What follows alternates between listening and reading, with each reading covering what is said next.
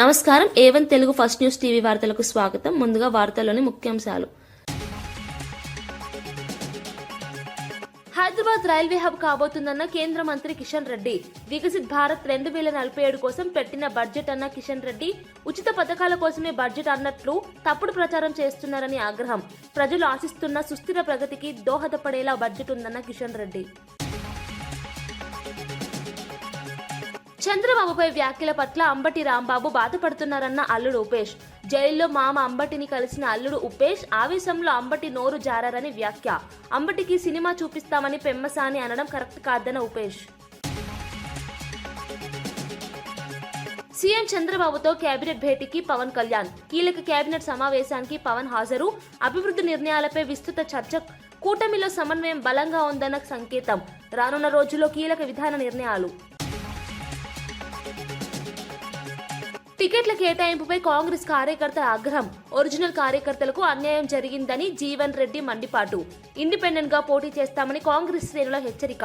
కాంగ్రెస్ లో పెరుగుతున్న అంతర్గత అసంతృప్తి బహిర్గతం.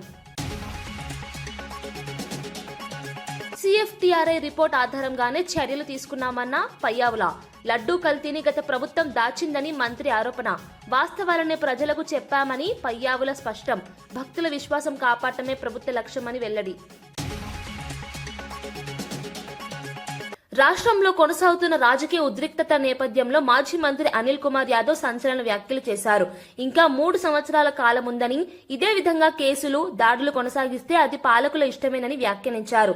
మాజీ సీఎం జగన్ ను ఉద్దేశిస్తూ నిజంగా రాజ్యాంగ విరుద్ధంగా హింసాత్మక పాలన నడిపాలనుకుంటే ప్రత్యర్థులు రోడ్లపై తిరిగే పరిస్థితి ఉండేదా అని ప్రశ్నించారు.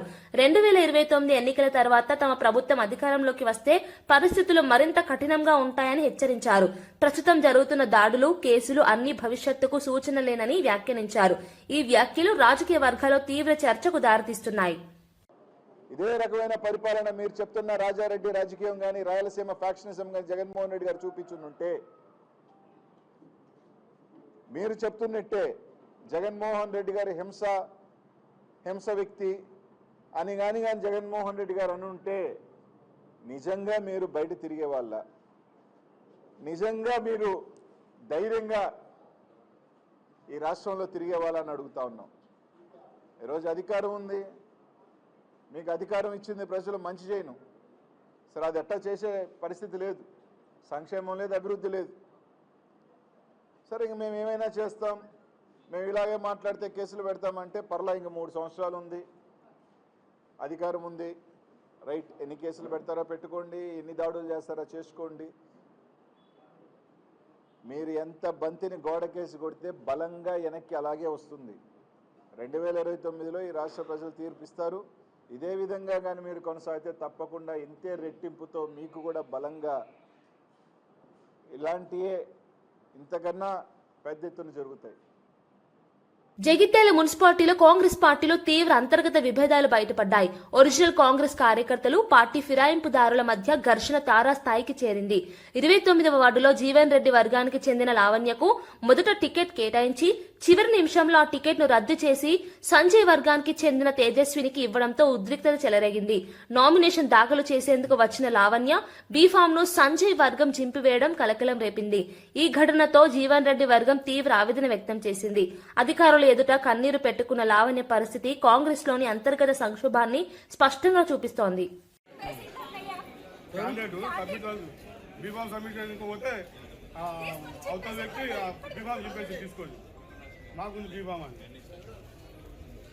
ఎవరు చింపేసింది? ఎవరు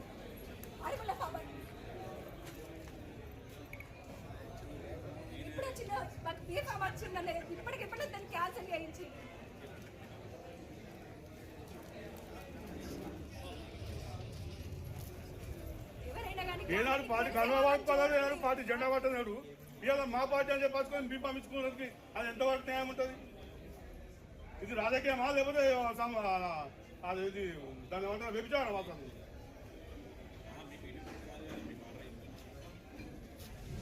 పార్టీ బీఫామ్ గురించి చేసుకోవడానికి వీళ్ళకే ఎవరు ఇచ్చాడు? మీరేమన్నారు? మరి మీరేం చేశారు? ఏమన్నారు అతన్ని? బయటికి నడుగుంటే నోకేస్తున్నారు. ఇస్తే వాడాచిండు చింపేసిండు. ఇచ్చిందని సార్లకి ఇస్తే అలా మేము టేబుల్ మీద సాగిచ్చాం చేతకాలు గుంజుకున్నాం బీపా కూర్చొని చింపేసిండు. అందరి గుద్ద బల్బులే అవుతుంది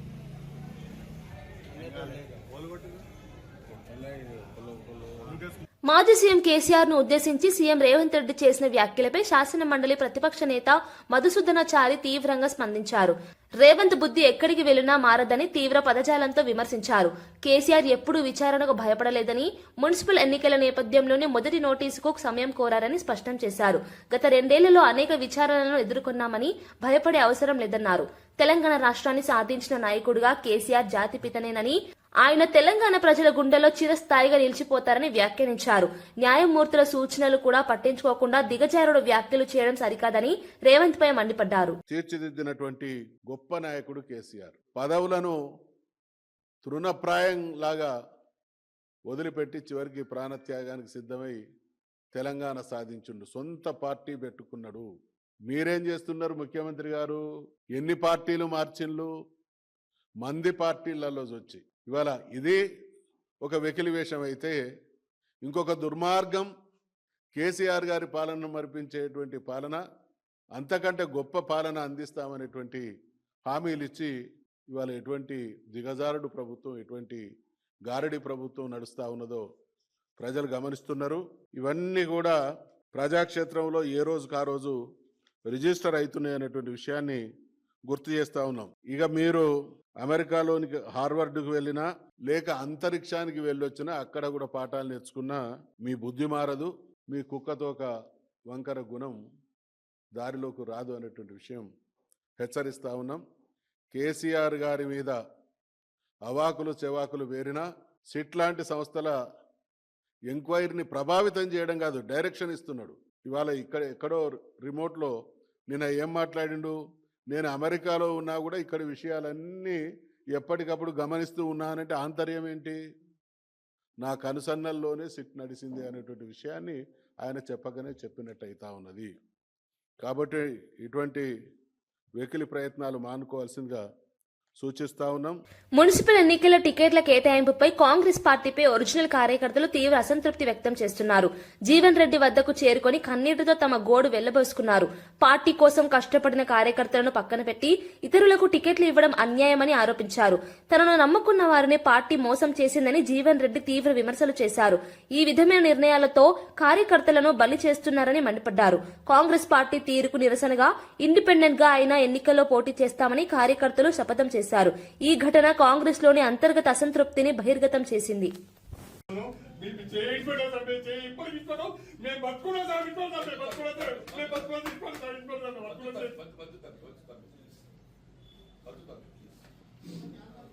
ఇది కాంగ్రెస్ పార్టీ కూడా మొదలు పాట సార్, ఇది ఇంత అన్యాయం సార్. ఇది ఇంకా అది ఇంకెంత ఎత్తున చేసుకొని సార్ మేము ఇండిపెండెంట్ నిధులు అవుతుంది. మీ ఇబ్బంది ఉంటావు సచ్చినా బతుగా మీ ఇబ్బంది సార్. ఎవరిగా దుఃఖం ఉంటుంది బాబు, నాకు అర్థం నువ్వు జీవితకాలం కొట్లాడి ఎందుకు కొట్లాడుతున్నావు? మనకి వచ్చేది అవకాశం ఇంకొక కౌన్సిల్ వస్తుంది, ఇంకేం రాదు నీకు. ఆ కౌన్సిల్ అవకాశం నీకు తినముందని పల్లె విక్కినట్టు కాదు బాబు. కార్యకర్తకి ఏమవుతుంది? అలా కౌన్సిల్ కంటే ఎక్కువ వస్తుంది ఏమన్నా? నువ్వు తినముందని పల్లె విక్కించినట్టు ఏది ఇస్తుందో, మనకి కౌన్సిల్ అవకాశం వస్తే ఏది ఇస్తుందో, వానికి అవకాశం ఇవ్వకుండా పార్టీకి సంబంధం టికెట్ ఇస్తే ఎందుకు? మన జీవితం ఎందుకు రాజకీయాలు ఎందుకు ఈ శ్రమ?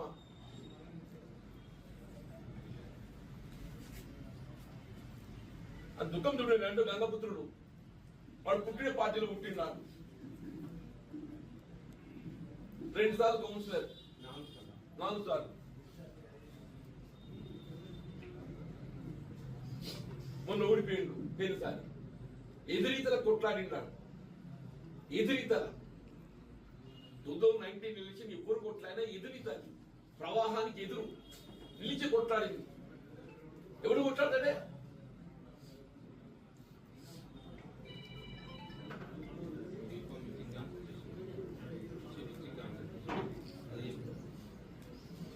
వెంకటేశ్వర స్వామి ఆలయ అంశంపై మంత్రి విడుదల రజని చేసిన వ్యాఖ్యలు రాజకీయంగా చర్చనీయాంశంగా మారాయి. తాము గుడికి వెళ్లడమే తప్ప దేవుడితో పెట్టుకునే ఉద్దేశం లేదని స్పష్టం చేశారు.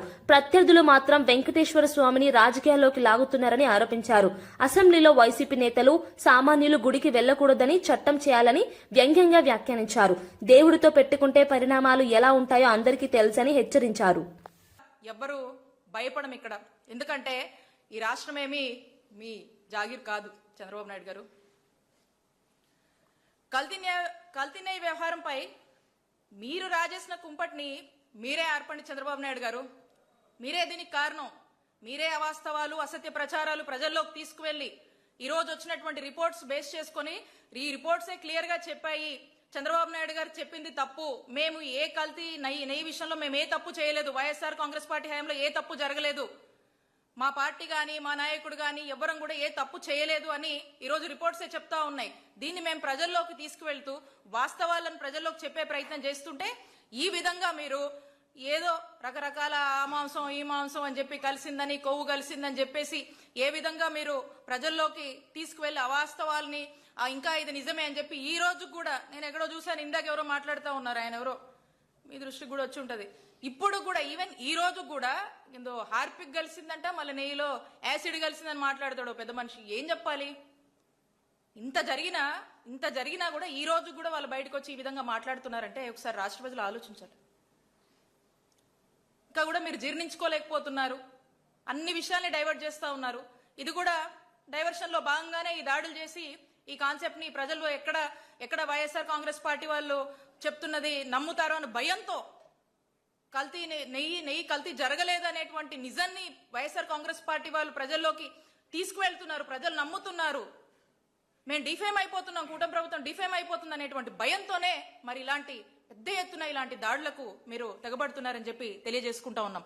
ఇప్పటికైనా మేము కోరుతుంది ఒకటే, ఈ తిరుమల శ్రీవారి విషయంలో ఏదైతే మీరు మీ స్వార్థ తన 40 సంవత్సరాల రాజకీయ జీవితంలో ఇంత స్థాయిలో హింసాత్మక రాజకీయ దాడులను ఎప్పుడూ చూడలేదని ముద్రగడ పద్మనాభం తీవ్ర ఆవేదన వ్యక్తం చేశారు. ఇటీవల రాష్ట్రంలో చోటు చేసుకుంటున్న రాజకీయ పరిణామాలు ప్రజాస్వామ్య విలువలను దెబ్బతీస్తున్నాయని ఆయన అన్నారు. ముఖ్యంగా తిరుపతి లడ్డు అంశాన్ని రాజకీయ లాభాల కోసం ఉపయోగించుకోవడం సరికాదని అభిప్రాయపడ్డారు. చంద్రబాబు నాయుడు బహిరంగంగా లడ్డూలో జంతు కొవ్వు లేదని స్పష్టం చేసి ఉంటే రాజకీయ వాతావరణం మరోలా ఉండేదని వ్యాఖ్యానించారు. ప్రజల మనోభావాలకు సంబంధించిన అంశాల్లో బాధ్యతాయుతంగా వ్యవహరించాల్సిన అవసరం ఉందన్నారు. రాజకీయాల్లో విమర్శలు సహజమే అయినా అవి దాడులు, విధ్వంసాలకు దారితీయడం ప్రమాదకరమని హెచ్చరించారు. రాష్ట్రంలో శాంతి భద్రతలు కాపాడాల్సిన బాధ్యత ప్రభుత్వానిదేనని, పరిస్థితుల్లో అదుపు తప్పకుండా చర్యలు తీసుకోవాలని ఆయన కోరారు. ఇప్పటికైనా చంద్రబాబు నాయుడు గారు ఆ కల్తీ నెయ్యి విషయంలో నాకు తప్పుడు రిపోర్ట్ వచ్చింది, నేను సారీ చెప్తున్నాను అంటే ఆయన గౌరవం పెరిగేదండి. ఆ పని చేయకుండా వేరే రకంగా దాడి చేయించడం, ఆ కప్పిపుచ్చుకోవడం కోసం, తప్పించుకోవడం కోసం విశ్వ ప్రయత్నం చేస్తూ ఉన్నారు. ఇది మంచి పని కాదు. చాలా సీనియర్ ముఖ్యమంత్రిని చెప్పుకుంటున్నారు, కానీ చెప్పుకుంటారు మీరు, కానీ మీరు చేసే పనులు మాత్రం బాగోలేదండి. చంద్రబాబు నాయుడు గారు, మీలో మార్పు రావాలా. ఇది మంచి విధానం కాదు కాదు కాదు దేశంలో ఎక్కడ ఇటువంటి అరాచకం మాజీ మంత్రులు ఇళ్ల తగలబెట్టడం అనేది ఎక్కడా లేదని మీకు తెలుసు. కానీ ఈ రాష్ట్రంలో తమరు ప్రవేశపెట్టడం అనేది బాధాకరం. వేణుగారు మాట్లాడాల్సి తమ ఇంటిపై జరిగిన దాడికి సంబంధించి వెంటనే చర్యలు తీసుకోవాలని అంబటి రాంబాబు అల్లుడు ఉపేష్ డిమాండ్ చేశారు. కేంద్ర మంత్రి స్థాయిలో ఉన్న వ్యక్తులు బెదిరింపులు చేస్తూ ఇలాంటి చర్యలకు పాల్పడటం ప్రజాస్వామ్యానికి విరుద్ధమని ఆయన అన్నారు. తమ ఇంటిపై దాడికి సంబంధించిన సీసీటీవీ ఫుటేజ్ స్పష్టంగా ఉందని, వెంటనే పోలీస్ స్టేషన్లో ఫిర్యాదు చేయనున్నట్లు తెలిపారు. ఇప్పుడున్న ప్రభుత్వం శాశ్వతం కాదని, భవిష్యత్తులో ప్రతి విషయానికి సమాధానం చెప్పాల్సి వస్తుందని హెచ్చరించారు. రాజకీయ విభేదాలను హింస రూపంలో వ్యక్తపరచడం ప్రమాదకరమని ఆయన అభిప్రాయపడ్డారు. కుటుంబ సభ్యుల భద్రతపై తీవ్ర ఆందోళన ఉందని, చట్టం తన పని తాను చేయాలని కోరారు. ఇలాంటి ఘటనలపై తక్షణమే స్పందించకపోతే ప్రజల్లో పోలీస్ వ్యవస్థపై నమ్మకం దెబ్బతింటుందని ఉపేష్ స్పష్టం చేశారు. మీరు లడ్డూ విషయంలో పశువుల అవశేషాలు కలిసినవి అని క్లియర్గా పంది కొవ్వు, ఆవు కొవ్వు ఫిష్ ఆయిల్ ఉందని లోకేష్, పవన్ కళ్యాణ్, చంద్రబాబు ప్రెస్ స్టేట్మెంట్ ఇచ్చారు. స్టేజ్ మీద ఉన్నప్పుడు మాట్లాడారు, పలు సందర్భాల్లో ప్రొజెక్ట్ చేశారు. ఇవాళ దాంట్లో మీకు న్యూట్రల్ జర్నలిస్టులు కానీ, న్యూట్రల్ ఛానల్స్ కానీ, యూట్యూబ్ ఛానల్స్ కానీ, లేకపోతే న్యూట్రల్ గా ఉండే అనలిస్టులు కానీ వీళ్ళందరూ క్వశ్చన్ చేస్తున్నారు. ఎవరిని క్వశ్చన్ చేస్తున్నారు? మీ ముగ్గురిని క్వశ్చన్ చేస్తున్నారు. మీరు పశువుల అవశేషాలు ఉన్నాయని చెప్పని క్లియర్ గా చెప్పారు. ఇప్పుడు లేవని వచ్చింది. కనీసం ఇప్పటికైనా క్షమాపణ చెప్పి దేవుణ్ణి రాజకీయాలకు వాడుకోవద్దు అని కామన్ పీపుల్ వీళ్ళు అందరూ ప్రశ్నిస్తున్న సందర్భంలో వీళ్ళు సెల్ఫ్ డిఫెన్స్ లో పడి ఈ రకంగా ప్రవోక్ చేసి ఈ రకంగా ఒక ఇష్యూని డైవర్ట్ చేయడానికి ఇదంతా డ్రామా రన్ చేస్తున్నారు. వాళ్ళు సినిమా చూపిస్తామంటే ఇక్కడ కాదండి, గల్లా మాధవి గారికి కుటుంబం లేదా? ఆయనకి పెళ్లి అవ్వలేదా? ఆయనకి హస్బెండ్ లేరా? పిల్లలు లేరా? ఆమె ఇంట్లోనేగా ఉండేది. ఆమెకి ఇల్లు లేదా? ఎల్లకాలం మీ ప్రభుత్వమే ఉంటుందా? చూస్తా కూర్చుంటారా ఏంటండి? ఇలా ఇళ్ల మీదకి వచ్చి మీరు పసిపిల్లలు ఉన్నప్పుడు మీరు ముందు వెనక ఆలోచించకుండా మీరు అక్కడే ఉండి దాడి చేపిస్తామంటే చూస్తా కూర్చుంటారా ఏంటి? మీకు లేవా? ఫ్యామిలీ లేవా? ఎల్లకాలం మీరు ఎన్నేళ్ళు ఉంటారు? మీరు ఎల్లకాలం మీరే ఉంటారా ఏంటి? దీన్ని సహించే ప్రసక్తే లేదు. లీగల్ గా దీన్ని మేము ఎదుర్కొంటాము. అందరి మీద కేసులు పెడతాం. కేసులు తీసుకోకపోతే ప్రైవేట్ కేసులు పెట్టడానికి కూడా వెనకాడం. ఏంటండి? రెగ్యులర్ గా ఉండేటట్టే ఉన్నాయండి. అవునండి. స్పెషల్ ప్రివిలేజెస్ అయితే ఇప్పుడు దాకా ఏం లేదండి.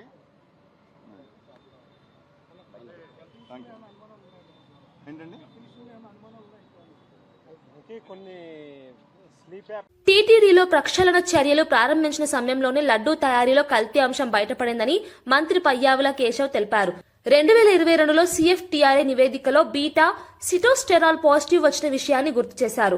ఆ నివేదిక ఆధారంగానే అప్పట్లో చర్యలు తీసుకోవాల్సి ఉండగా వైసీపీ ప్రభుత్వం నిర్లక్ష్యం చేసిందని విమర్శించారు. తాము అధికారంలోకి వచ్చిన తర్వాత ఈ అంశాన్ని సీరియస్ గా తీసుకుని ప్రజల ముందుకు వాస్తవాలు తీసుకొచ్చామని అన్నారు. సీఎం చంద్రబాబు ప్రజలకు చెప్పింది రిపోర్టుల్లో ఉన్న విషయాలేనని స్పష్టం చేశారు. లడ్డూ లాంటి పవిత్ర ప్రసాదంపై రాజకీయ ఆరోపణలు చేయడం సరికాదని, వాస్తవాల ఆధారంగానే చర్చ జరగాలన్నారు. భక్తుల విశ్వాసాన్ని కాపాడటమే తమ ప్రభుత్వ లక్ష్యమని మంత్రి వివరించారు. ఉంది అనేటువంటిది స్పష్టంగా తేల్చి చెప్పడం జరిగింది. ఎంత మేరకు మీరు ఎట్లా అంటారు బోర్డుని అనేటువంటిది ఒకటి మాట్లాడితే ఇందులో ఒక కన్క్లూజన్ పేరాకి చదివి వినిపిస్తాను మీకు.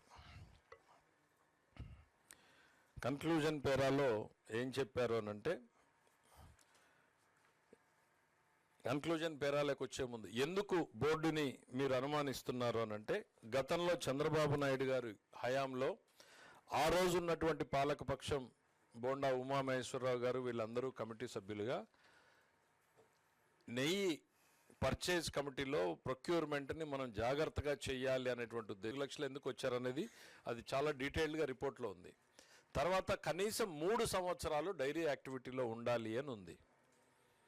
250 కోట్ల రూపాయల వల్ల టర్నోవర్ ఉండాలి అనేది పెట్టారు. ఈ 3 నిబంధనల్ని పెడితే తర్వాత వచ్చినటువంటి ప్రభుత్వంలో దాన్ని ఆమోదించింది ధర్మారెడ్డి గారే ఆమోదించారు.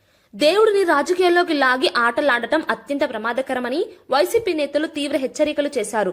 తిరుపతి లడ్డూలో జంతుకొవ్వు రసాయనాలున్నాయంటూ ఇంకా ప్రచారం చేయడం భక్తుల మనోభావాలను దెబ్బతీస్తుందని ఆగ్రహం వ్యక్తం చేశారు. అఖిలాండ కోటి బ్రహ్మాండ నాయకుడితో ఆటలాడితే దాని ఫలితాలు తీవ్రంగా ఉంటాయని వ్యాఖ్యానించారు. దేవుడు అన్నీ చూస్తున్నాడని, తప్పుడు ప్రచారాలకు తగిన శిక్ష తప్పదని హెచ్చరించారు. రాజకీయ ప్రయోజనాల కోసం పవిత్రమైన విషయాలను వాడుకోవడం మానుకోవాలని సూచించారు. ఈ వివాదం కారణంగా రాష్ట్రంలో ఉద్రిక్తత పెరుగుతోందని, శాంతి భద్రతలపై ప్రభావం పడుతుందని ఆందోళన వ్యక్తం చేశారు. భక్తుల విశ్వాసాన్ని గౌరవిస్తూ రాజకీయ నాయకులు బాధ్యతాయుతంగా మాట్లాడాలని కోరారు. నిజమే, ఇది టాయిలెట్ లో వాడే యాసిడ్ ని కలిపారు. సిగ్గుందా? కడుపుకు అన్నం తింటున్నావా? గడ్డి తిని బతుకుతున్నావా? మూర్తి, అన్నం తింటున్నావా? ఇంకేదన్నా అశుద్ధం తిని బతుకుతున్నావా? మనిషి పుట్టినాడు ఎవడన్నా మాట్లాడా? కడుపు అన్నం తినేవాడు ఎవడన్నా మాట్లాడాడు నీలాగా? నీచత్వానికి ఒడిగడుతున్నారు మీరు. ఇంకొకడు మాట్లాడతాడు ఆ టాల్కం పౌడర్లో కూర్చొని, ఆ టాల్కం పౌడర్ ఛానల్లో ఇది కలిపి ఇట్లా ఉంటుంది, ఇదైతే ఇంత మంచి వాసన వస్తుంది. మంచి వాసన వస్తుందిగా కుటుంబ సమేతంగా తినండి. కుటుంబ సమేతంగా తినండి, మంచి వాసన వస్తుందంటే నెయ్యి. రసాయనాలు కెమికల్ కలిపిన నెయ్యి, టాయిలెట్లో వాడే యాసిడ్, ఇలా మంచి వాసన వస్తుందంటే ఇలా బాత్రూంలో కూర్చొని వీళ్ళు రాసేటటువంటి వార్తలు. నీచమైన బతుకు మీరు బతుకుతున్నది. నిజంగా దేవుణ్ణి రాజకీయాల్లోకి తీసుకొని వచ్చారు, ఆట ఆడుతూ ఉన్నారు దేవుడితో. చూస్తున్నాడు దేవుడు అంతా. ఖచ్చితంగా మీ పాపం పండిద్ది. ఎవడైతే జంతువుల కొవ్వు, పంది కొవ్వు, దున్నపోతు కొవ్వు అన్నాడో ఖచ్చితంగా ఆ దేవుడు వాళ్ళకి శిక్ష వేస్తాడు త్వరలో. దేవుడిని ఈరోజు రాజకీయాల్లో అక్కుర్చి టాయిలెట్ యాసిడ్ అని మాట్లాడతారా? అసలు ఏం చెప్పాలా మీకన్నా అర్థమవుతుందా? ఒకరోజు జంతువుల కొవ్వు, ఒకరోజు గొడ్డు కొవ్వు, ఒక రోజు పంది కొవ్వు, ఒక రోజు చేప నూనె, ఒక రోజు మీ బొందలో కొవ్వు, ఇంకో రోజు వాళ్ళ కొవ్వు కలిపారు, ఇంకో రోజు కెమికల్, ఇంకో రోజు సింథటిక్ నెయ్యి, ఇప్పుడేమో బాత్రూమ్ యాసిడ్, ఇంకో రోజు అసలు నెయ్యే లేదు. అసలు నెయ్యే కాదు, అది నెయ్యే కాదంట. దేవుడిని తో మీరు ఎంత పరాచకాల ఆటలా? ఖచ్చితంగా అనుభవిస్తారు. ఖచ్చితంగా. అంబటి కుమార్తెకు ఉన్న భయమే తమ కుటుంబ సభ్యులకు కూడా ఉందని టీడీపీ ఎమ్మెల్యే గల్లా మాధవి అన్నారు. తప్పు జరిగితే కులాన్ని అడ్డం పెట్టుకుని సమర్థించుకోవడం సరికాదని వ్యాఖ్యానించారు. అంబటి రాంబాబు ఇంటి వద్ద జరిగిన ఘటనలో మహిళపై దాడి ఎందుకు జరిగిందో స్పష్టత ఇవ్వాలని డిమాండ్ చేశారు. తమ వైపు నుంచి కేవలం క్షమాపణ మాత్రమే కోరామని, అదే చెప్పి ఉంటే వివాదం ఇంత దూరం వెళ్లేది కాదని అన్నారు. రాజకీయ విమర్శలకు హద్దులు ఉండాలని, అసభ్య వ్యాఖ్యలు పరిస్థితిని మరింత ఉద్రిక్తం చేస్తున్నాయని పేర్కొన్నారు. ప్రజల్లో భయం నెలకొనకుండా నాయకులు సంయమనం పాటించాల్సిన అవసరం ఉందన్నారు. రాష్ట్రంలో శాంతి భద్రతలు కాపాడాలంటే ఇలాంటి ఘటనలపై స్పష్టమైన చర్యలు తీసుకోవాలని ఆమె సూచించారు. విభజిస్తారు, దాని తర్వాత కులం అంటారు, దాని తర్వాత సింపతి ఫ్యామిలీ అంటారు. అప్పటిదాకా ఈ మూడు గుర్తురావు. ఆ ఫస్ట్ అటెంప్ట్ లోనే అయిపోతుందేమో అని అనుకుంటారు. ప్రతిసారి పాపం ఫోర్త్ అటెంప్ట్ దాకా రావాల్సి వస్తుంది. ప్రజలు ఆల్రెడీ అర్థం చేసుకున్నారు కాబట్టి రియాక్ట్ అవ్వట్లేదు, ఏం చేయాలో తెలియట్లేదు కాబట్టి ప్రతిరోజు ఒక కొత్త ఎజెండాతో ముందుకెళ్తారు. దీనికోసం పెట్టాల్సి వచ్చిందమ్మా ఫ్లెక్సీలు. మేధావి వర్గానికి వాడు ప్రశ్నించాలని కాదు, ప్రజలకు కూడా అర్థం కాదు అవును ఎందుకు పెట్టుంటారు అని ఒక క్వశ్చన్ వచ్చింటది ఎంతో కొంతమందికి. ఆ కొంతమందికి నేను ఆన్సర్ చేస్తున్నాను. ఎందుకు పెట్టారంటే నిన్న సాక్షి పేపర్లో నేను చూశాను, హెడ్ లైన్స్ లో రాశారు, గల్లా రామచంద్రరావు, గల్లా మాధవి గారి భర్త అంబటి రాంబాబు గారి మీద హత్యాయత్నం. హత్య దేనికమ్మ హత్య? స్వాతంత్ర సమరయోధులా ఏంటి? మేము బ్రిటిష్ వాళ్ళమా? దేనికి హత్య? ఏం మాట్లాడుతున్నారు? కొంచెం అర్థం ఉందా? హత్య ఏంటి? కార్యకర్తల ఆవేశాన్ని తగ్గించడం కోసం నిజంగా గుడ్లు పని అయిపోయావు తెలుసమ్మా మీ నాన్నగారు. సీరియస్ గా చెప్తున్నాను నేను. గట్టి ప్రొటెక్షన్ ఇచ్చారు పోలీసులు. పొద్దున మాట్లాడిన మాటలకి సాయంత్రం దాకా ఊరికే కూర్చున్నారు. సుమోటో ప్రకటించి ముందు ఆపాల్సి పోయింది. సరే, that is a different story. హత్యాయత్నం అది ఇంకా పెద్ద, అంటే అదొకటి. మళ్ళీ వెనకాల మరుసటి రోజు నల్లపాడు స్టేషన్కి వెళ్ళి పోలీసుల్ని ఎలా ఉన్నారు అని ప్రశ్నించి బాగానే ఉన్నారా అని చెప్తూ బయటకు వచ్చిన గల్లా మాధవి.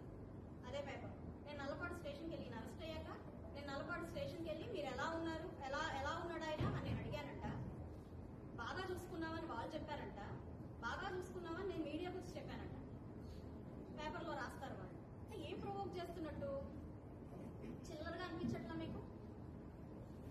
నారాసుర రక్త చరిత్ర అంటే అది కామ్గా ఉంటుండే, దాన్ని బేస్ చేసుకుని అఫ్ కోర్స్ మీరు గెలిచారు, ఆ సింపతిని గెయిన్ చేసుకుని గెలిచారు. That is a different story again. అంటే ఎందుకు చెప్తున్నానంటే ఇవన్నీ మీకు కరెక్ట్ టైంలో మీరు మాట్లాడిన వాటికి ఆన్సర్ చేయకపోతే. రాయలసీమ రైతుల సమస్యలపై వైఎస్ఆర్సీపీ ప్రభుత్వం పూర్తిగా విఫలమైందని కర్నూలు జిల్లా కోడుమూరు ఎమ్మెల్యే బొగ్గుల దస్తగిరి తీవ్ర విమర్శలు చేశారు. కర్నూలు సమీపంలోని రుద్రవరం గ్రామంలో హంద్రీవా కాలువను పరిశీలించిన ఆయన కాలువ నిర్మాణం పేరుతో గత ప్రభుత్వం రైతులను మోసం చేసిందన్నారు. కాలువలు పూర్తి కాకపోవడంతో వేల ఎకరాల పంట భూములు ఎండిపోయాయని, నీరు అందక రైతులు తీవ్ర నష్టాలు ఎదుర్కొంటున్నారని విమర్శించారు. రాయలసీమ లిఫ్ట్ ఇరిగేషన్, హంద్రీవా వంటి కీలక ప్రాజెక్టులను వైఎస్ఆర్సీపీ ప్రభుత్వం నిర్లక్ష్యం చేసిందని ఆరోపించారు. ఎన్నికల సమయంలో ఇచ్చిన హామీలను అమలు చేయకుండా రైతుల ఆశలతో ఆడుకున్నారని మండిపడ్డారు. ప్రస్తుత ప్రభుత్వం రైతులకు నీరు అందించడమే లక్ష్యంగా పనిచేస్తుందని, సాగునీటి ప్రాజెక్టుల పూర్తి కోసం ప్రత్యేక చర్యలు తీసుకుంటున్నామని ఆయన స్పష్టం చేశారు. మా యొక్క ప్రభుత్వం వచ్చిన తర్వాత 3,800 కోట్లతో దీనికి ఖర్చు పెట్టి దాదాపు పులివెందులకి, అంటే మల్యాల ఎత్తిపోతల పథకం నుంచి పులివెందులకు ఈరోజు సాగునీటిని అందిస్తున్నాము. అంటే అది మా యొక్క కూటమి ప్రభుత్వం. నారా చంద్రబాబు నాయుడు గారు వచ్చిన వెంటనే 19 నెలల కాలంలోనే దాదాపు 8,000 కోట్ల రూపాయలతో సాగునీటికి ఖర్చు చేయడం జరిగింది. అలాగే ఈ తుంగభద్ర నదికి గేట్ల మరమ్మతులు కూడా చేసుకోలేక, ఆ గేట్ల చేయలేకపోయిన వ్యక్తి మన వైఎస్ జగన్మోహన్ రెడ్డి. కాబట్టి నారా చంద్రబాబు నాయుడు గారు వచ్చిన తర్వాత ఆ గేట్లను మరమ్మతులు చేసి ఇమ్మీడియట్గా మరమ్మతులు చేయడం జరిగింది. ఈ రాష్ట్రాన్ని అభివృద్ధి పథంలో నడపాలంటే, అలాగే సంక్షేమంగాని ఏదైనా చేయాలన్నా నారా చంద్రబాబు నాయుడు గారికి సాధ్యం. మహబూబాబాద్ జిల్లాలో కాంగ్రెస్ పార్టీపై సిపిఐ నాయకులు తీవ్ర ఆగ్రహం వ్యక్తం చేశారు. నామినేషన్ల స్వీకరణ కేంద్రం వద్ద కాంగ్రెస్ డౌన్ డౌన్ అంటూ సిపిఐ శ్రేణులు నిరసన చేపట్టాయి. కాంగ్రెస్ ఎమ్మెల్యే మురళీ నాయక్ తమతో పొత్తు కుదుర్చుకుని చివరి నిమిషంలో మాట తప్పారని సిపిఐ నేతలు ఆరోపించారు. పొత్తు పేరుతో తమకు అన్యాయం చేశారని, నమ్మక ద్రోహానికి పాల్పడ్డారని మండిపడ్డారు. మున్సిపల్ ఎన్నికల్లో సిపిఐకి రావాల్సిన స్థానాలను కాంగ్రెస్ తనవిగా మార్చుకుందని ఆరోపణలు చేశారు. ఈ వ్యవహారంతో పార్టీ శ్రేణుల్లో తీవ్ర అసంతృప్తి నెలకొందన్నారు.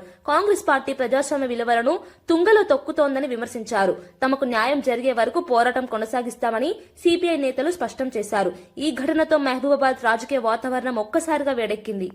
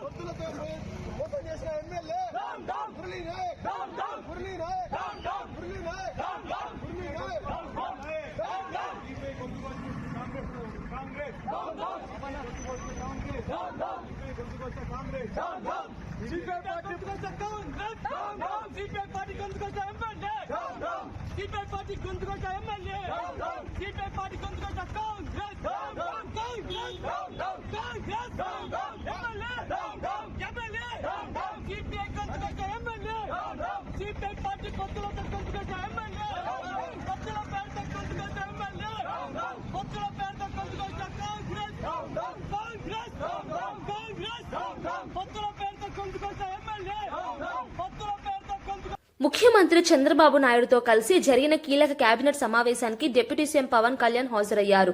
రాష్ట్ర అభివృద్ధి, పాలనలో తీసుకోవాల్సిన కీలక నిర్ణయాలపై ఈ సమావేశంలో విస్తృతంగా చర్చ జరిగింది. ముఖ్యంగా పరిపాలనా సంస్కరణలు, ప్రజా సమస్యలు, ఆర్థిక పరిస్థితులపై కేబినెట్ దృష్టి సారించింది. కూటమి ప్రభుత్వంగా ప్రజలకు ఇచ్చిన హామీల అమలుపై సమీక్ష చేసినట్లు సమాచారం. పవన్ కళ్యాణ్ ఈ సమావేశంలో చురుకుగా పాల్గొని పలు అంశాలపై తన అభిప్రాయాలను వెల్లడించినట్లు తెలుస్తోంది. ప్రభుత్వం సమిష్టిగా పనిచేస్తూ రాష్ట్రాన్ని అభివృద్ధి దిశగా తీసుకెళ్లాలన్నదే లక్ష్యమని కేబినెట్ సమావేశం స్పష్టం చేసింది. కూటమిలో సమన్వయం బలంగా ఉందని ఈ భేటీ మరోసారి చాటినట్లయింది. రానున్న రోజుల్లో కీలక విధాన నిర్ణయాలు వెలువడే అవకాశం ఉందని రాజకీయ వర్గాలు విశ్లేషిస్తున్నాయి.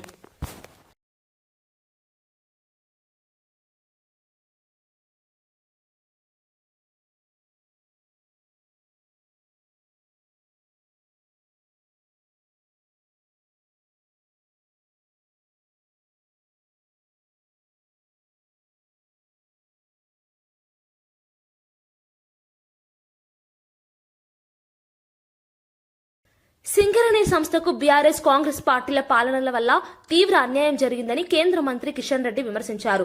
రాజకీయ లాభాల కోసం సింగరేణిని బలి చేశారని ఆరోపించారు. ఈ విషయంలో కేంద్ర ప్రభుత్వానికి ఎలాంటి అధికారాలు లేవని స్పష్టం చేస్తూ రాష్ట్ర ప్రభుత్వాల తప్పిదాల వల్లే సంస్థ నష్టపోతుందన్నారు. సింగరేణి కార్మికుల హక్కులను కాపాడడంలో రాష్ట్ర ప్రభుత్వాలు విఫలమయ్యాయని తెలిపారు. సంస్థ భవిష్యత్తును దెబ్బతీసే నిర్ణయాలు తీసుకుంటూ కార్మికులను మోసం చేశారని మండిపడ్డారు. సింగరేణి రాష్ట్రానికి ఆర్థిక వెన్నెముక లాంటిదని, దాన్ని రాజకీయాలకు అతీతంగా చూడాలని సూచించారు. కార్మికుల సంక్షేమం, సంస్థ అభివృద్ధి కోసం కేంద్రం తన వంతు సహకారం అందిస్తుందని హామీ ఇచ్చారు. సింగరేణి విషయంలో ప్రజలను తప్పుదో పట్టించే ప్రచారాలను నమ్మవద్దని కిషన్ రెడ్డి పిలుపునిచ్చారు. పారదర్శకత ఉండాలి. సింగరేణి కంపెనీ పరిరక్షణతో కోసం పనిచేయాలి. కార్మికుల భవిష్యత్తు కోసం పనిచేయాలి. ఈరోజు 51,000 కోట్ల రూపాయలు రాష్ట్ర ప్రభుత్వం అప్పులుంది. 51,000. అది కాకుండా ఇంకెక్కున్నది. 51,000 కోలు సంబంధించినటువంటి డబ్బులు పేమెంట్ చేయాలి. సింగరేణి విద్యుత్ ఉత్పత్తి చేస్తుంది. విద్యుత్ ఉత్పత్తికి సంబంధించినటువంటి డబ్బులు పేమెంట్ చేయాలి. అది కాకుండా డిస్ట్రిక్ట్ మినరల్ ఫండ్ కావచ్చు, ఇతర కంపెనీలకు ఇవ్వాల్సిన డబ్బు కావచ్చు, అది వేరే ఉంది. ఒక 2 సెక్టార్లని కోల్ కొనుగోలు చేసినటువంటి రాష్ట్ర ప్రభుత్వం, విద్యుత్ కొనుగోలు చేసినటువంటి రాష్ట్ర ప్రభుత్వమే ఒక 51,000 కోట్ల రూపాయలు సింగరేణికి ఇవ్వాలి. ఈ 2 పార్టీల పాపం కారణంగా, ఈ 2 పార్టీల యొక్క మోసం కారణంగా సింగరేణి దగా చేయబడ్డది. సింగరేణికి అన్యాయం జరుగుతూ ఉంది. సింగరేణి కార్మికుల అన్యాయం జరుగుతుంది. వాళ్ళ భవిష్యత్ అంధకారంలో 2 పార్టీలు నెట్టేశారు. ఎవరు కార్మికుల రక్తాన్ని చెమటగా మార్చి కష్టపడినటువంటి 50,000 కోట్ల రూపాయలు ఈ రాష్ట్ర ప్రభుత్వం తీసుకొని ఇవ్వకపోతే సింగరేణి కార్మికులు ఎవరు చెప్పుకోవాలి? కేంద్ర ప్రభుత్వం ఏ రకమైనటువంటి అధికారాలు లేవు. నేను కేంద్ర మంత్రిగా ఉన్నాను. 49% ఏ రకంగా తయారు చేశారంటే గత 40 సంవత్సరాలుగా సింగరేణిలో ఒక చిన్న స్థాయి ఉద్యోగస్తుని కూడా నేను చర్యలు తీసుకోవడము లేకపోతే ట్రాన్స్ఫర్ చేసే అధికారం నాకు లేదు. ₹1 కేటాయింపులో నా జోక్యం లేదు. అంటే 30 సంవత్సరాలు 40 సంవత్సరాలుగా జరిగినటువంటి కచేరీ కారణంగా టీఆర్ఎస్ వచ్చిన తర్వాత ఇది పూర్తిగా అధ్వాన్నంగా తయారు చేసి ఒక private limited Singareni KCR private limited కంపెనీగా వాళ్ళు మార్చుకున్నారు. వార్తలు ముగించే ముందు ముఖ్యాంశాలు మరోసారి. హైదరాబాద్ రైల్వే హబ్ కాబోతుందన్న కేంద్ర మంత్రి కిషన్ రెడ్డి. వికసిత్ భారత్ 2047 కోసం పెట్టిన బడ్జెట్ అన్న కిషన్ రెడ్డి. ఉచిత పథకాల కోసమే బడ్జెట్ అన్నట్లు తప్పుడు ప్రచారం చేస్తున్నారని ఆగ్రహం. ప్రజలు ఆశిస్తున్న సుస్థిర ప్రగతికి దోహదపడేలా బడ్జెట్ ఉందన్న కిషన్ రెడ్డి. చంద్రబాబుపై వ్యాఖ్యల పట్ల అంబటి రాంబాబు బాధపడుతున్నారన్న అల్లుడు ఉపేష్. జైల్లో మామ అంబటిని కలిసిన అల్లుడు ఉపేష్ ఆవేశంలో అంబటి నోరు జారారని వ్యాఖ్య. అంబటికి సినిమా చూపిస్తామని పెమ్మసాని అనడం కరెక్ట్ కాదన్న ఉపేష్. సీఎం చంద్రబాబుతో కేబినెట్ భేటీకి పవన్ కళ్యాణ్. కీలక కేబినెట్ సమావేశానికి పవన్ హాజరు. అభివృద్ధి నిర్ణయాలపై విస్తృత చర్చ. కూటమిలో సమన్వయం బలంగా ఉందన్న సంకేతం. రానున్న రోజుల్లో కీలక విధాన నిర్ణయాలు. టికెట్ల కేటాయింపుపై కాంగ్రెస్ కార్యకర్తల ఆగ్రహం. ఒరిజినల్ కార్యకర్తలకు అన్యాయం జరిగిందని జీవన్ రెడ్డి మండిపాటు. ఇండిపెండెంట్ గా పోటీ చేస్తామని కాంగ్రెస్ శ్రేణుల హెచ్చరిక. కాంగ్రెస్ లో పెరుగుతున్న అంతర్గత అసంతృప్తి బహిర్గతం. సిఎఫ్టిఆర్ఐ రిపోర్ట్ ఆధారంగానే చర్యలు తీసుకున్నామన్న పయ్యావుల. లడ్డూ కల్తీని గత ప్రభుత్వం దాచిందని మంత్రి ఆరోపణ. వాస్తవాలనే ప్రజలకు చెప్పామని పయ్యావుల స్పష్టం. భక్తుల విశ్వాసం కాపాడటమే ప్రభుత్వ లక్ష్యమని వెల్లడి. ఇవి ఈనాటి వార్తా విశేషాలు. మరో బులెటిన్లో మళ్ళీ కలుద్దాం. నమస్కారం.